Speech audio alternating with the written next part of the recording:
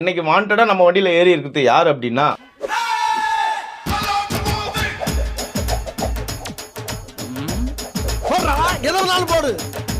ஆமா நம்ம மனோ தங்கராஜ் அவர்கள் தான் பால்வளைத்துறை அமைச்சர். அவர் என்ன பேசினார் அப்படிங்கிறத ஒரு சின்ன காணொலி பார்த்துட்டு வாங்க.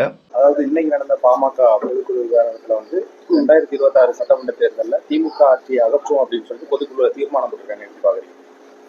அவர் அன்புமணிக்கு ஆணி வேறு உடஞ்சிருக்கு, சின்ன காற்றடிச்சா கூட விழுந்துடான்.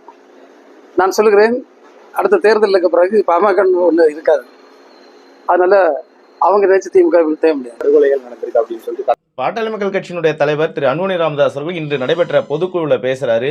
காவல்துறை தமிழ்நாட்டில் மிகவும் சீர்கெட்டு போயிருக்கு, சட்டம் ஒழுங்கு படு கேவலமான மோசமான நிலைமையில் இருக்குன்னு குற்றச்சாட்டு வைக்கிறாரு. இதுக்கு பதில் சொல்ல வேண்டியது நம்ம தமிழ்நாட்டுடைய முதலமைச்சராக இருக்கக்கூடிய திரு மு.க. ஸ்டாலின் அவர்கள் பதில் சொல்லணும். ஏன்னா இந்த காவல்துறை அவருடைய கட்டுப்பாட்டில் தான் இருக்கு.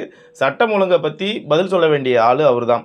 பால்வளத்துறை அமைச்சருக்கு என்ன வேலை இருக்கு? அப்படியே நீங்க பதில் சொல்லணும்னா திரு அன்புமணி ராமதாஸ் அவர்கள் கேட்ட கேள்விக்கு பதில் சொல்லணும் அப்படின்னா காவல்துறையை பற்றி நீங்கள் பதில் சொல்லிட்டு போங்க. ஆனால் கட்சியோட ஆணிவேரே அசைஞ்சு போச்சுன்னு உட்கட்சி பிரச்சனையை பற்றி பேசணும் அப்படின்னா நாங்களும் உங்களுடைய கடந்த கால வரலாற்றை எடுத்து பேச வேண்டியிருக்கும்.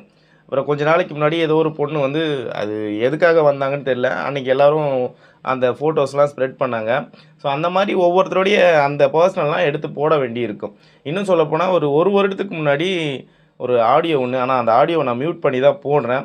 உங்கள் மேலே ஒரு லேடிஸ் வச்ச குற்றச்சாட்டு, இப்போ வரைக்குமே அதுக்கு நீங்கள் பதில் சொல்லலை.